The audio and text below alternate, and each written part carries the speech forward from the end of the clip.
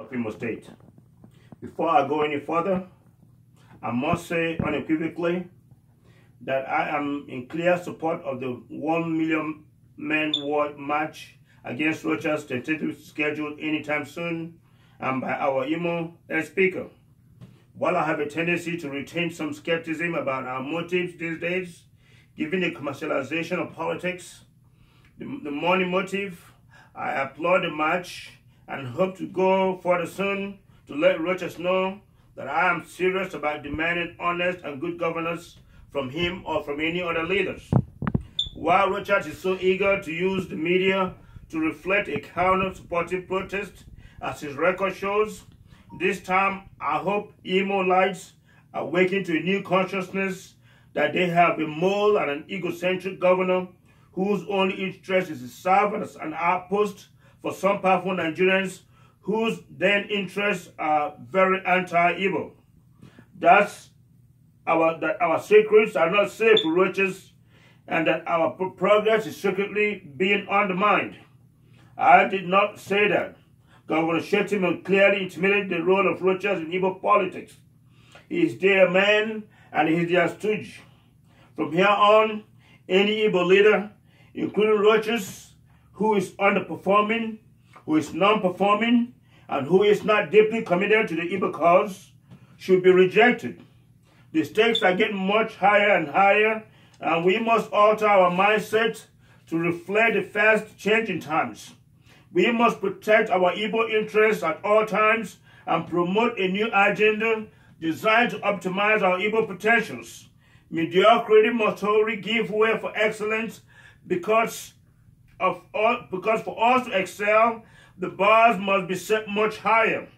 If we have to commence sending our youth to foreign schools with scholarships again, all Igbo states must do so.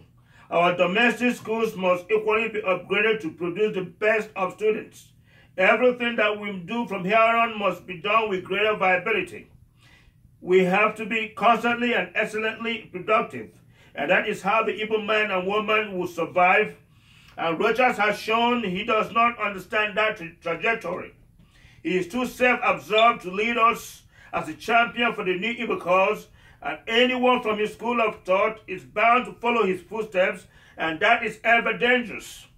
Every Nigerian is speaking of restructuring autonomy lately, and I'm here to say that we have long achieved autonomy, except that it has been abused.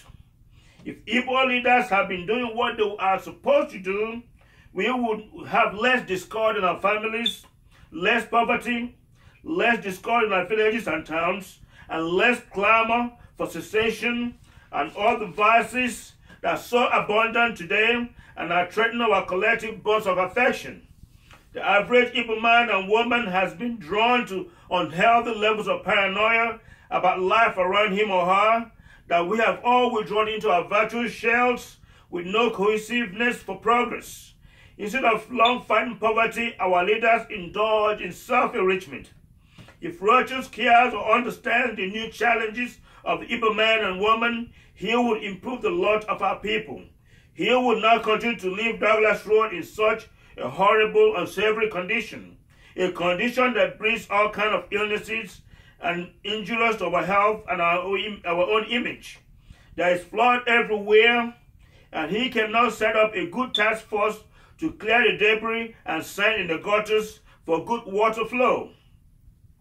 When you cannot keep your environment clean, how can you achieve progress? And believe me, Rochas has most to clean Owerri or meet me in court. I do not think he wants the world to know the unsanitary condition in Owerri. But I must bring this to the attention of the world. Rochas needs to be stopped. His heavy-handedness with our citizens trying to survive this economic meltdown in Nigeria cannot be tolerated. Men and women having their food items for sale, having other goods for sale along the streets destroyed before our eyes when he does not offer them any kind of alternative. And as far as I'm concerned, that is evil in my opinion.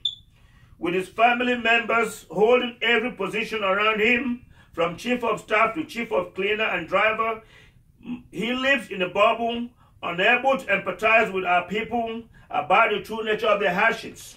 A man devoid of empathy cannot make the necessary sacrifices for our people to survive and move forward. I do not know how our people elected Roaches and then re-elected him. A change must come. I have seen the floods on our streets. The cars are submerged in these floods because of vain construction to please the eyes. For many families, these cars are their only means of survival. When they are constantly submerged in floods, there's a huge cost to each car. The tricycles cannot even move because they are more susceptible to the floods. The cars are destroyed and have to be repaired. Some might not even be able to repair it again because I know what floods can do to cars. If these floods are not combated, I foresee the danger of our loved ones, especially the children, the students, being washed away by the floods into the rivers in Owerri.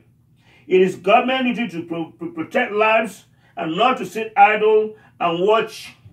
Something must be done, and it must be done quickly. Thank you, and may God bless you.